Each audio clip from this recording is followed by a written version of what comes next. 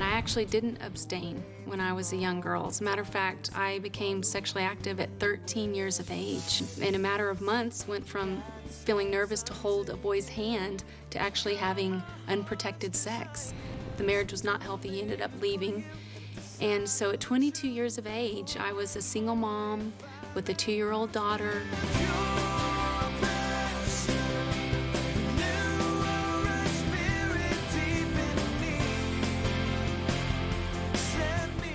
We cannot instill purity in our kids without planting a bigger foundation of spiritual discipleship. In other words, it always goes back ultimately to their heart for God.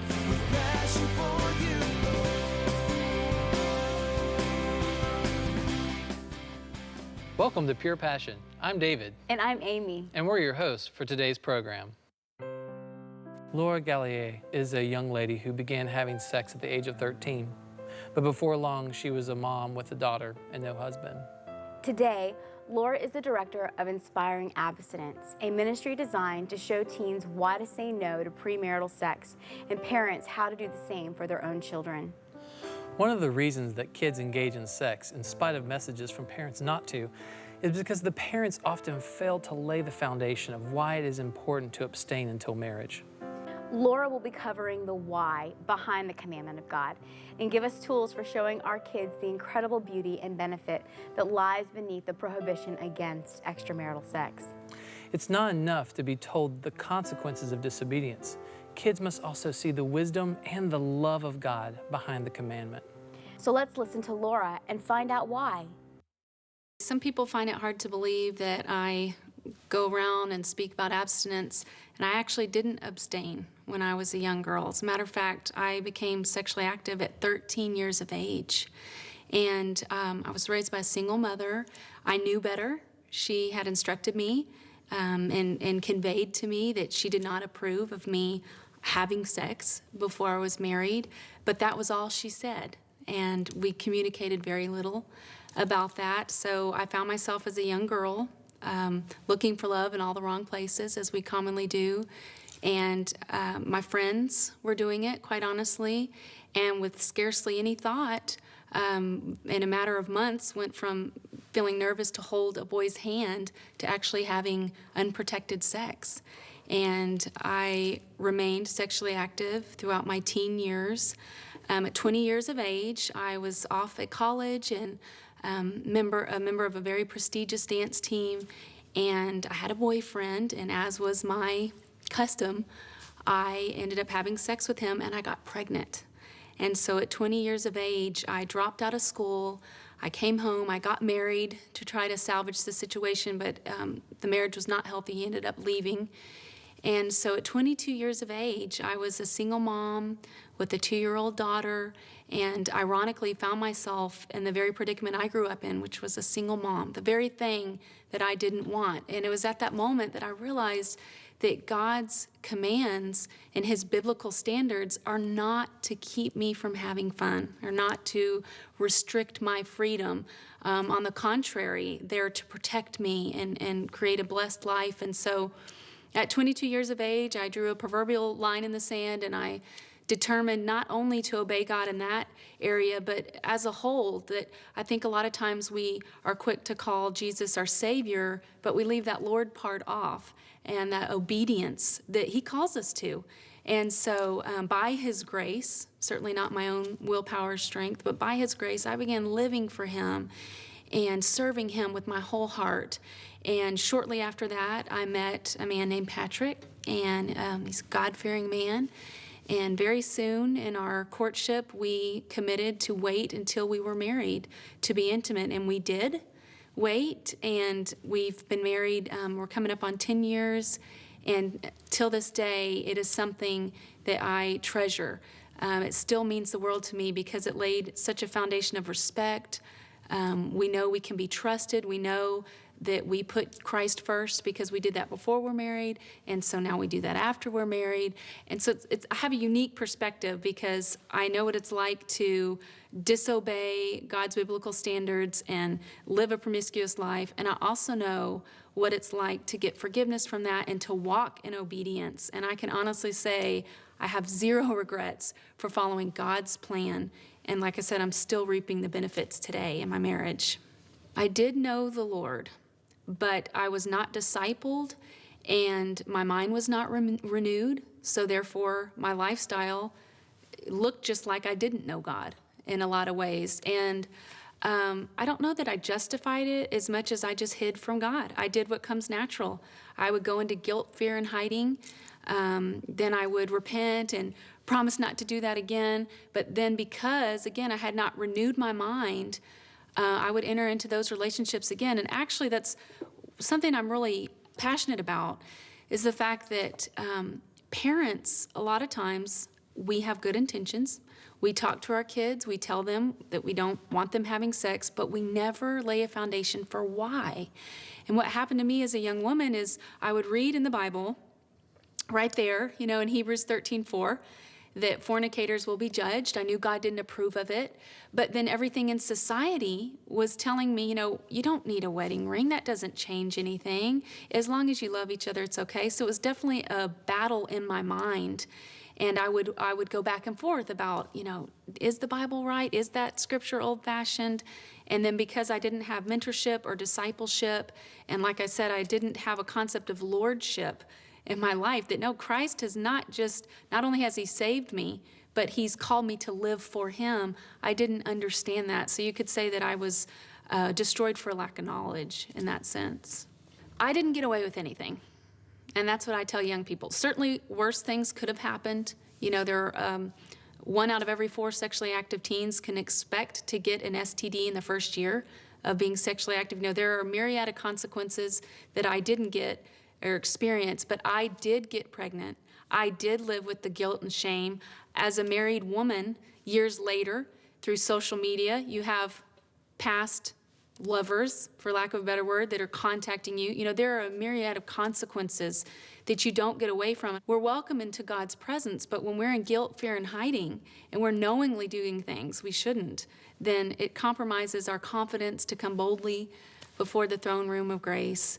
And what I find, to expound on that, what I find when I talk to young people about sex is you would think that they would have a lot of objections and perhaps sit with their arms crossed and be skeptical, but I find the opposite. I find that they're looking for standards. They're looking for a reason to think of sex in a more sacred way. I think young people are actually discouraged, honestly, by the way society has made it such a casual, careless thing. So what I find when I talk to young people about my experiences is that they're encouraged by what I have to say. A lot of times as parents, we're all tempted to do this. We'll tell our kids something and they'll say why, and we'll say because I said so. And what really we're indicating in that moment is that I have a strong conviction about this, you don't, but do it anyway. And we're really setting ourselves up for failure when we do that. Over 80% of parents admit that when it comes to sex, they don't know what to say, when to say it, or how to talk to their kids about sex. They mean well. They don't like the idea of their son having sex or their daughters having sex, but they don't know how to present a convincing case, and that has been my passion.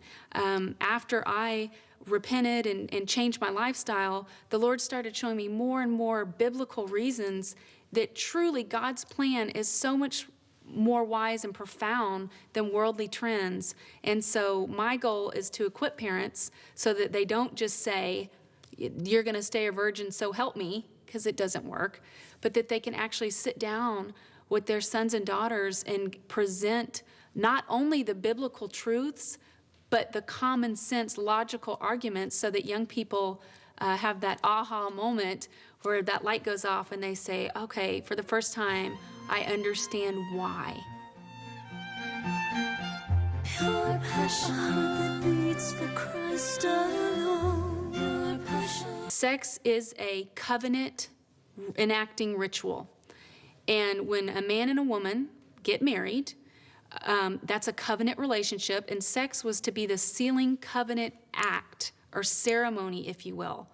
And it was to bind a husband and wife together for life. And it was a beautiful thing, and it was meant to feel good, and it was meant to be exciting, it was meant to be all of those things. But I like to use the analogy of a flowing river. If you have a river flowing beautifully, it's great for recreation. You can enjoy a day by the banks. But whenever there's a flood and it goes beyond those banks, it becomes destructive and deadly. And I said that to say that God's plan for sex within the confines of marriage has such blessing and protection. If you become pregnant, even if you weren't planning on it, if you're married, it's okay. It's going to be okay, and that child's going to be okay. As a matter of fact, when it comes to STDs, if this generation, if every young person decided in this generation that they were going to wait to have sex until they were married, we would eradicate STDs in a single generation.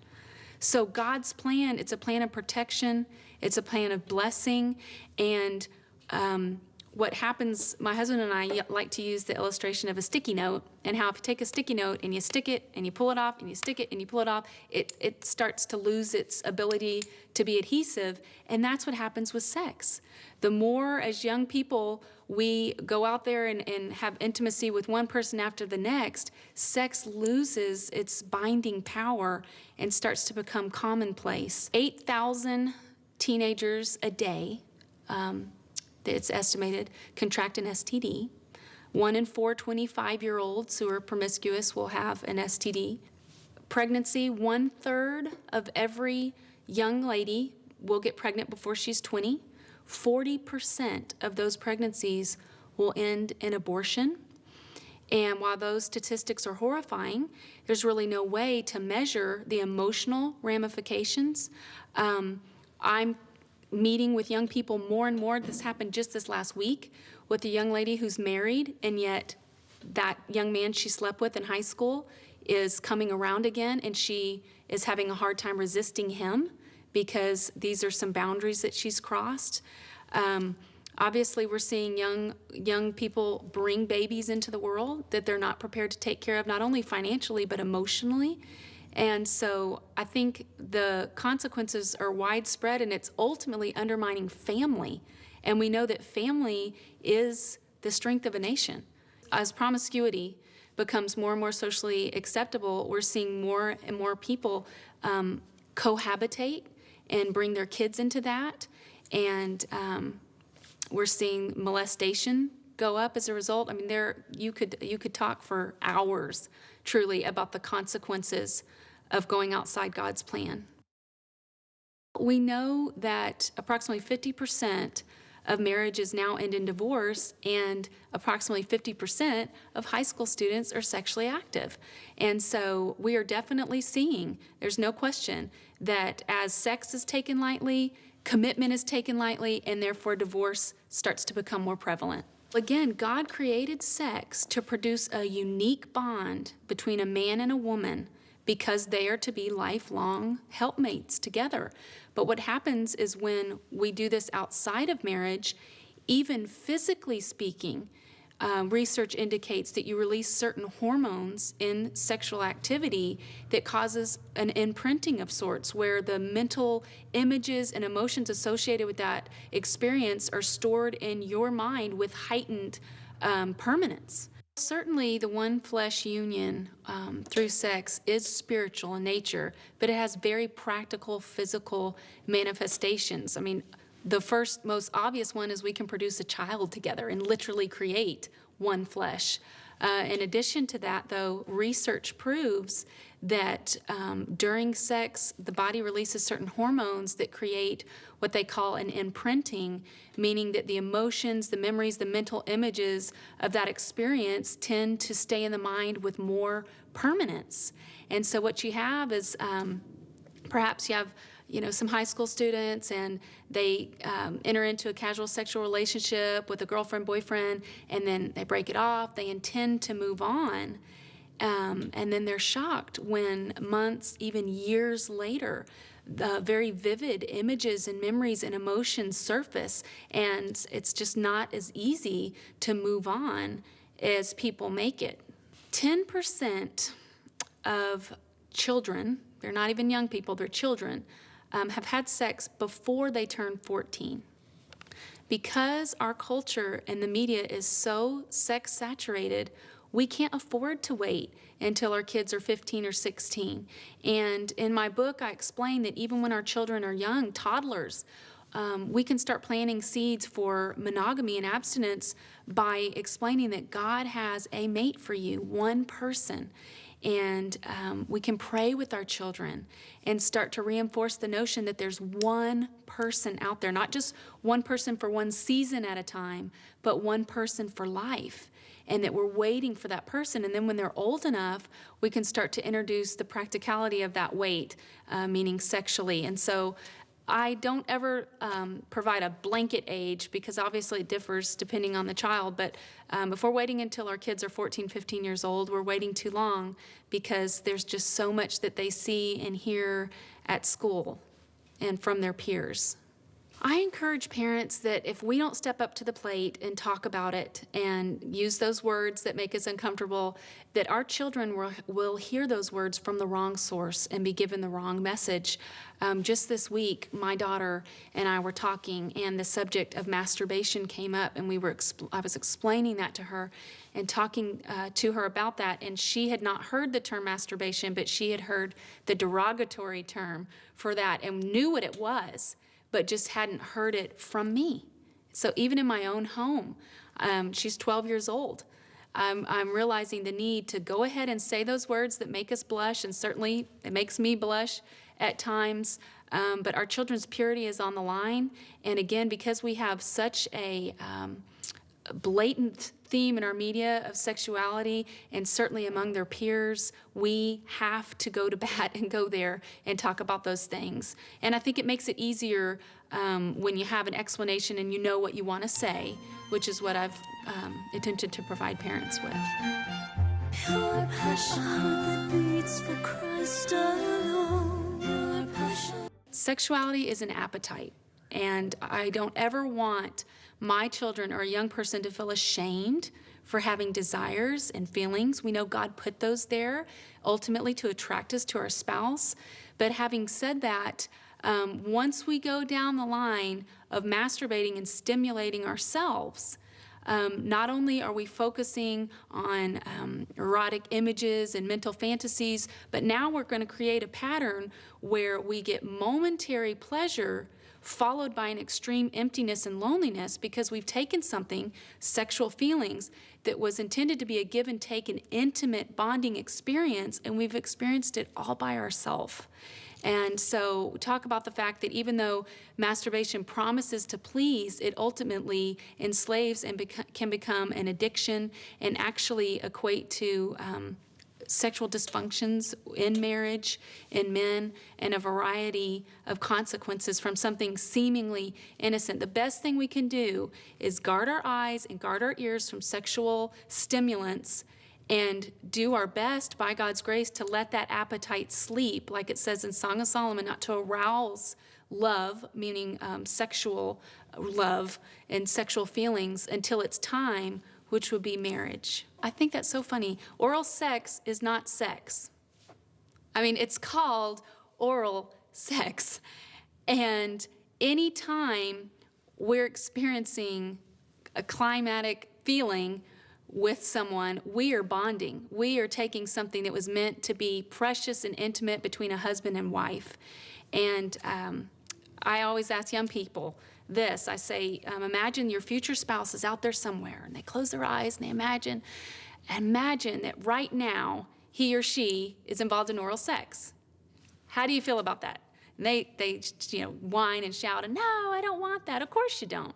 Of course we don't. We don't want our future spouse doing that. So certainly that's just far too intimate. We know that our body's nakedness was not intended to be exposed to multiple partners, but again, to that one special person who's committed to love us for life. It is unrealistic not to wait. And what I mean by that, is, let's say a 16-year-old decides to become sexually active with his girlfriend, and every few days he's having sex, and then there comes the inevitable breakup. And now his body, psychologically, emotionally, he's become used to this sort of physical gratification. Now what's he going to do? Is he just going to find someone to satisfy him? Within marriage, that's the only time that we can be assured that we have a partner to have sex with. You know, basically, we're left with feast or famine whenever we're single and we open that door. And as far as it being realistic, there are plenty of young people who are waiting. I know young people who have made that decision and on into their late 20s gotten married and remained a virgin, and it becomes a matter of setting good boundaries.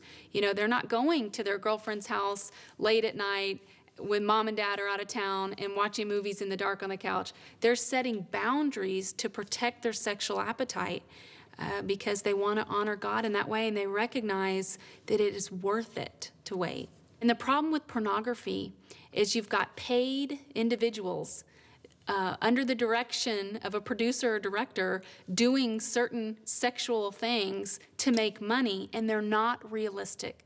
It's not the way women want to be treated. And what happens is when young men especially look at pornography and they get into pornography, then when they get older and they get married, suddenly they find that their precious wife is not as arousing as those extreme perverted things they've looked at. So once again, that thing that promised to please ends up becoming enslaving.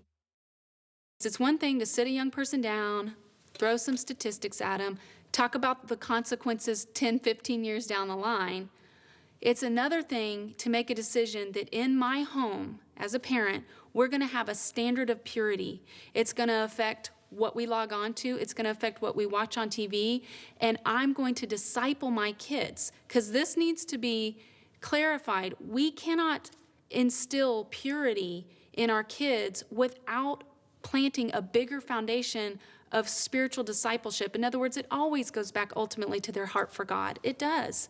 At the end of the day, if our kids do not love and fear and respect a holy, forgiving God, then we're not going to get very far with our efforts to get them to stay away from illicit things. Because let's face it, we can't monitor them 24 hours a day. And so I would just say to that certainly there are very practical things we could talk about the negative consequences, but at the end of the day, it has to be the bigger picture of serving God and knowing who He is and truly believing as a young person that God has my best interests at heart. If God says that I'm to stay away from this, there's a reason for that. And it takes time to build that foundation. That is not something where we schedule a 2-hour talk and then, get to say, hey, I had the talk and I'm done. It takes a commitment. And I say this a lot, it is easy to drop our kids off at youth group and pick them up an hour and a half later. It is a much bigger thing and takes a lot more sacrifice to actually disciple my kids in the Lord and make sure that they know Him, and that I'm not just conveying a bunch of rules and standards and shoulds and should nots, but that everything I'm teaching them about their purity is tied back to a holy, loving, present, active, exciting, wonderful God. I do parent workshops, and that is the thing I am most passionate about, is going in and speaking to parents and helping, first of all, reassure them that this is something they can do. They can effectively talk to their kids about sex. I also like to take time to explain the bigger picture and how we can create a culture of purity in our home. So I do parent workshops, and I also do teen and young adult presentations and get the young people excited and motivated to do the study with their parents, which is the ultimate goal. And for those young people that they do not have that home situation where their parents will do the study with them, I have resources and material for them, and I work with churches to help them get small groups going within the youth ministry so that every young person gets the benefit of the study. Laura told us that ultimately, victory in this battle against lust and temptation goes back to our heart for God. If we spend the time to cultivate a deep love for Him, we will receive into ourselves the wherewithal to resist lesser things. Guarding our heart and mind against those things that are known to stimulate lust is also another vital component in this war against sexual sin. Also, learning the incredible design and purpose that lies beneath the creation of human sexuality is of great importance. Because if we know and understand that human sexuality and the expression is a sign and symbol of the love between Christ and the church, then we will be much more inclined to keep it holy. If you are not yet married and have kept yourself from sexual morality, I want to encourage you that you are doing the right thing, and there will be great benefit to you both in this life and the life to come. For those of you who have listened to the wrong voice on this subject, there is grace if you'll turn from your sin and give yourself in love to the obedience of Jesus Christ. Although you may still suffer some of the earthly consequences that sexual immorality brings, God is willing to remove the eternal consequences of your behavior. No matter where you are on that continuum, Jesus Christ is always the right answer. Live for that ultimate marriage between God and man, which, coincidentally, will bring immeasurable blessing to your sex life in marriage here on earth. And let's all commit to teaching the next generation the true meaning of sexuality and the blessing of doing it God's way.